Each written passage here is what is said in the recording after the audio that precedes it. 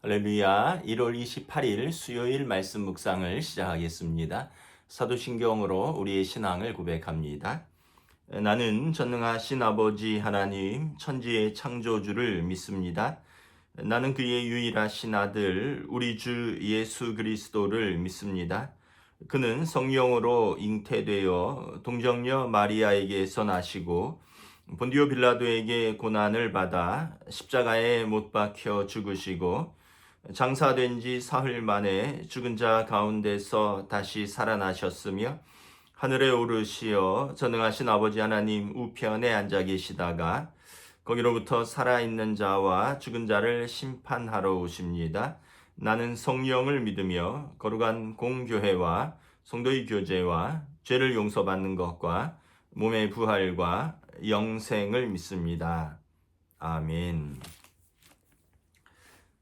오늘 묵상할 말씀은 시편 77편입니다. 시편 77편 제가 봉독하겠습니다. 내가 내 음성으로 하나님께 부르짖으리니 내 음성으로 하나님께 부르짖으면 내게 귀를 기울이시리로다. 나의 환난 날에 내가 주를 찾았으며 밤에는 내 손을 들고 거두지 아니하였나니 내 영혼이 위로받기를 거절하였도다. 내가 하나님을 기억하고 불안하여 근심하니 내 심령이 상하도다. 주께서 내게 눈을 붙이지 못하게 하시니 내가 괴로워 말할 수 없나이다. 내가 옛날 곧 지나간 세월을 생각하였사오며 밤에 부른 노래를 내가 기억하여 내 심령으로 내가 내 마음으로 간구하기를 주께서 영원히 버리실까? 다시는 은혜를 베풀지 아니하실까? 그의 인자하심은 영원히 끝났는가? 그의 약속하심도 영구히 패하였는가? 하나님이 그가 베푸실 은혜를 잊으셨는가? 노하심으로 그가 베푸실 긍휼을 그치셨는가 하였나이다. 또 내가 말하기를 이는 나의 잘못이라 지존자의 오른손에 해 곧 여호와의 일들을 기억하며 주께서 옛적에 행하신 기이한 일을 기억하리이디. 또 주의 모든 일을 작은 소리로 읊조리며 주의 행사를 낮은 소리로 되뇌이리로다. 하나님이여 주의 도는 극히 거룩하시오니 하나님과 같이 위대하신 신이 누구오니까? 주는 기이한 일을 행하신 하나님이시라. 민족들 중에 주의 능력을 알리시고 주의 팔로 주의 백성 곧 야곱과 요셉의 자손을 속량하셨나이다. 하나님이여 물들이 주를 보았나이다. 물들이 주를 보고 두려워하여 깊음도 진동하였고 구름이 물을 쏟고 궁창이 소리를 내며 주의 화살도 날아갔나이다. 회오리 바람 중에 주의 우레소리가 있으며 번개가 세계를 비추며 땅이 흔들리고 움직였나이다. 주의 길이 바다에 있었고 주의 곧은 길이 큰 물에 있었으나 주의 발자취를 알 수 없었나이다. 주의 백성을 양떼같이 모세와 아론의 손으로 인도하셨나이다. 아멘. 할렐루야. 수요일 말씀 묵상으로 함께 합니다.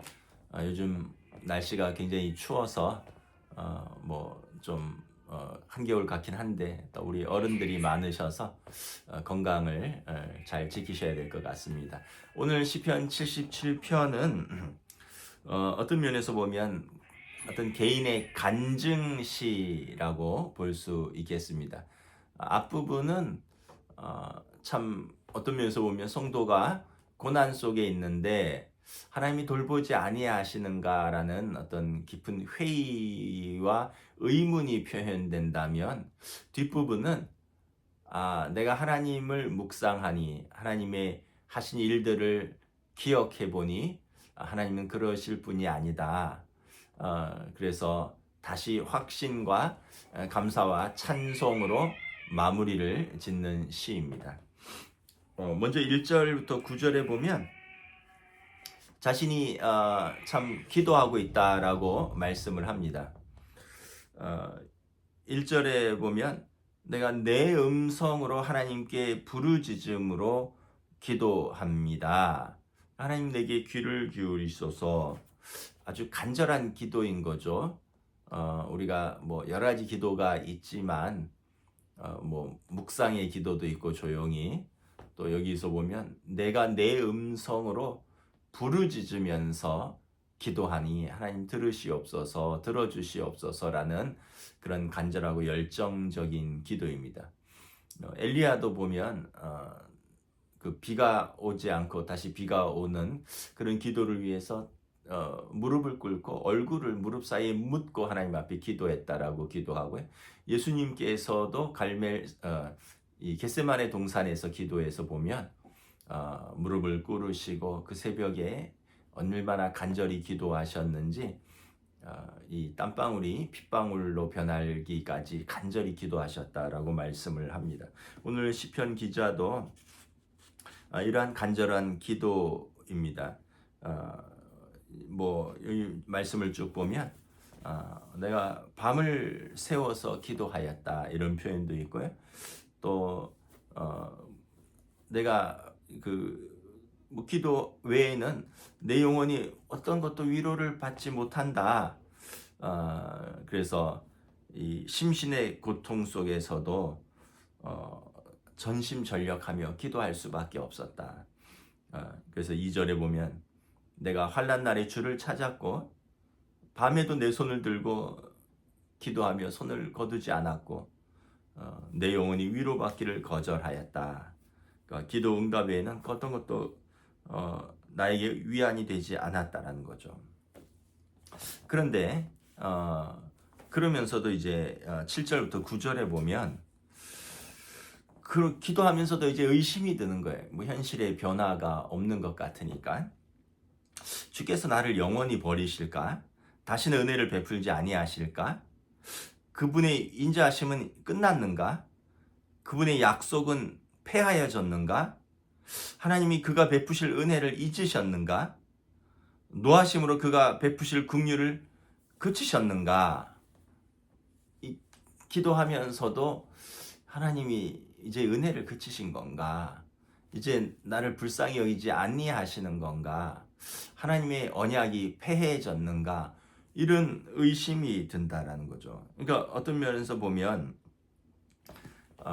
지금 시인은 깊은 어떤 환난 중에서 기도하는데 이 어떤 문제가 해결되지 않고 조건이나 환경이 바뀌지 않으니까 기도하면서도 의문과 또 깊은 신앙적인 회의가 드는 것을 고백한다라는 것입니다.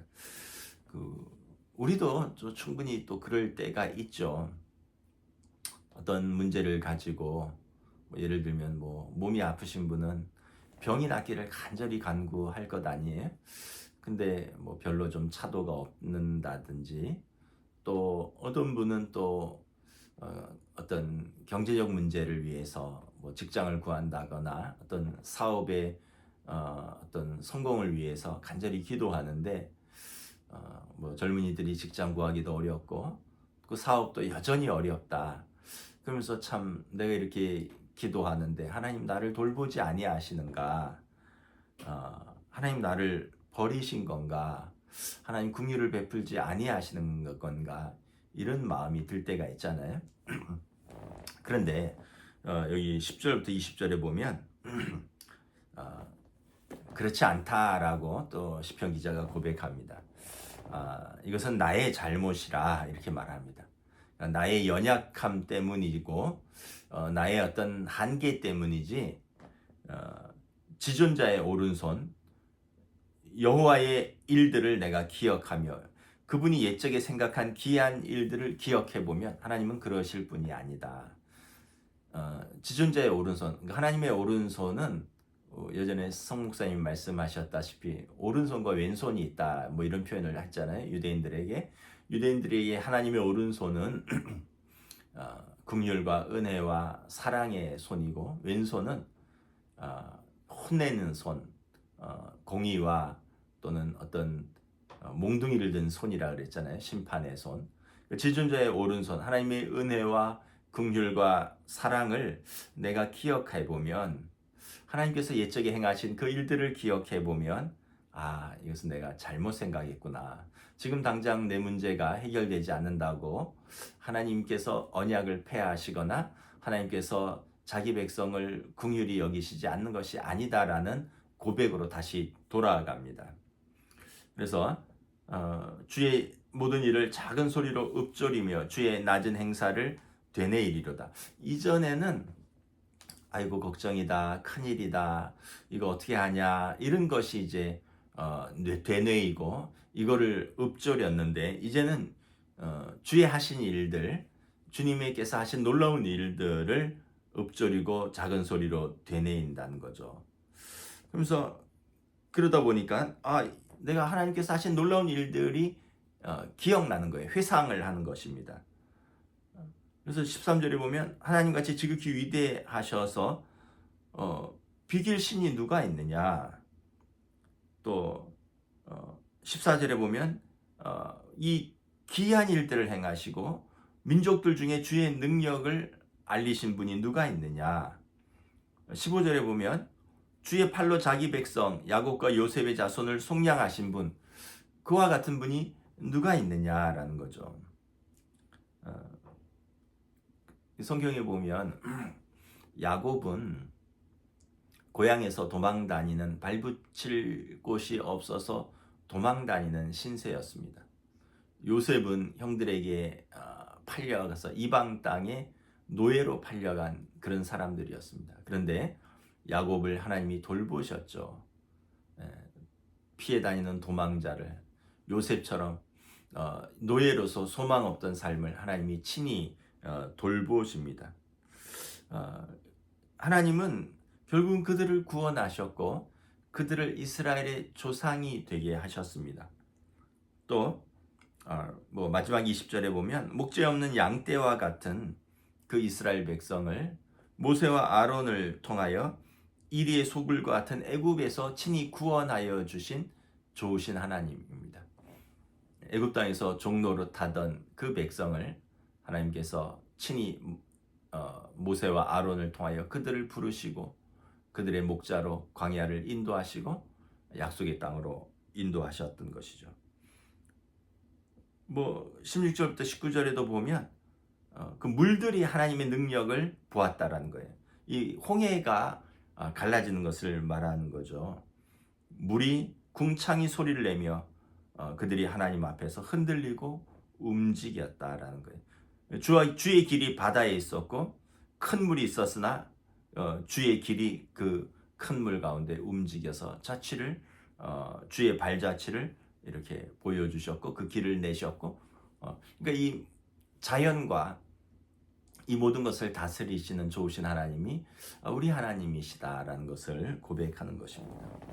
결국 이제 시편 기자의 고백은 고뇌도 있고 또 회의도 있었지만 그가 하나님의 일들을 기억하는 중에서 그의 흔들리던 믿음이 바로 다시 잡혔고, 그리고 의문이 이제 소망으로, 한숨과 탄식이 찬양으로 바뀌었다라고 고백을 하고 있는 것입니다. 그래서 결국은 이제 우리가 깨닫는 것이 뭐냐 하면 기도의 중요성입니다. 기도를 하다 보면 기도가 어느 정도까지는 그 문제와 어떤 환경에 대한 염려와 근심, 두려움 때문에 기도의 초반에는 이렇게 신앙의 의문도 있고요, 회의도 있고 기도하면서 언약에 대한 약속에 대한 흔들림도 있지만 기도가 깊어지니까 결국은 문제와 한숨과 탄식은 물러가고 또 그의 입에서 나오는 것은 찬양과 언약을 붙들고 하나님을 기억하고 하나님의 앞에 구원의 소망을 고백하는, 그래서 이게 기도의 능력이죠. 기도하지 않으면 평생 이렇게 나아갈 수가 없습니다.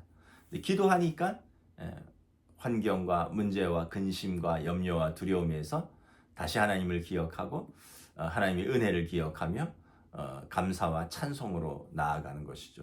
흔들렸던 믿음이 다시 확신 가운데 회복되는 것입니다. 또 하나는 우리가 하나님의 은혜를 기억하는 것이 참 중요합니다. 우리 삶을 살아가면서 수많은 일들이 벌어지잖아요. 근데 이제 사람들이 힘든 일만을 기억하는데 사실은 기억을 해보면 은혜도 기억이 납니다. 하나님께서 해주셨던 은혜, 베푸셨던 은혜. 여러분들 이렇게 인생 이렇게 살아가면서 그런 고백들 하잖아요. 아이고 수고와 슬픔과 눈물뿐이었다. 근데 또 과연 그러한가요? 이렇게 기억을 해보시면 참 좋았던 시절들도, 재밌었던 시절들도, 행복했던 시절들도 있거든요.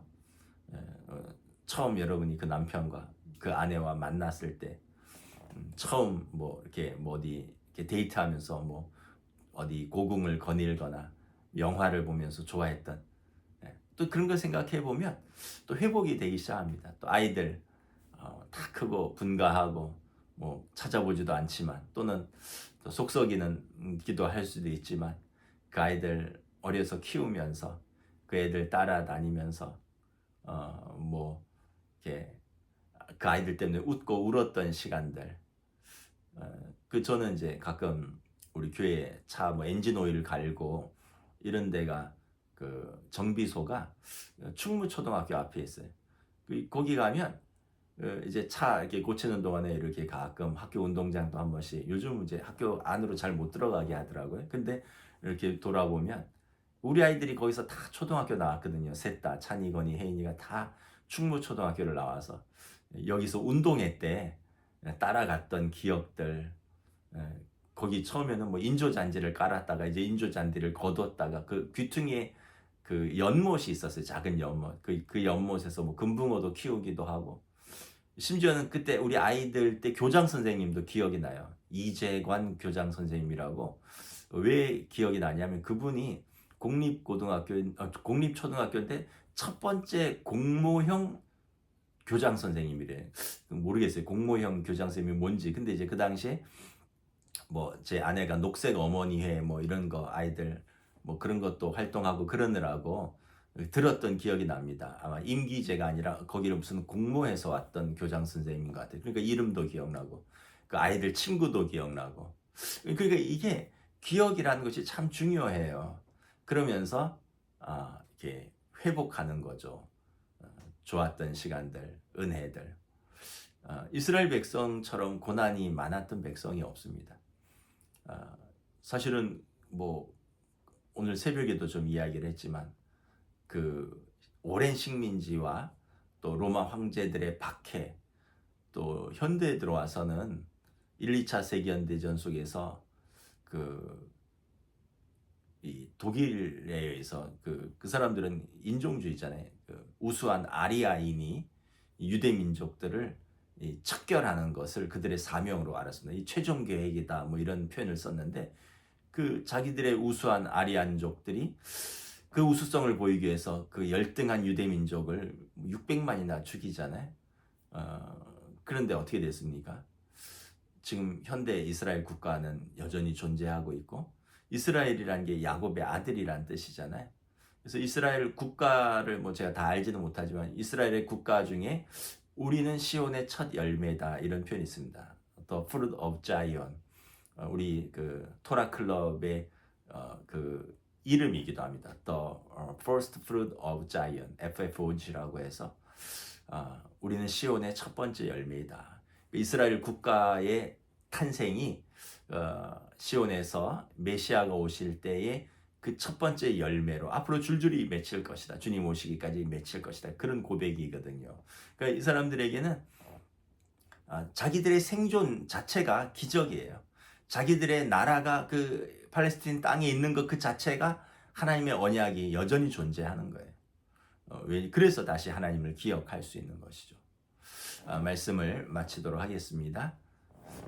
저와 여러분들이 2026년에 여전히 또 힘든 일도 있고요. 어려운 일도 있을 수 있습니다. 우리가 두 가지를 잊지 않았으면 좋겠습니다. 첫째는 기도하는 것입니다. 오늘 시편 기자처럼 기도로 돌파하는 것입니다.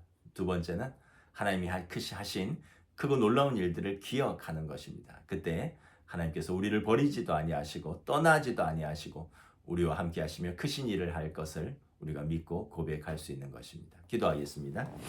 하나님 은혜를 감사합니다.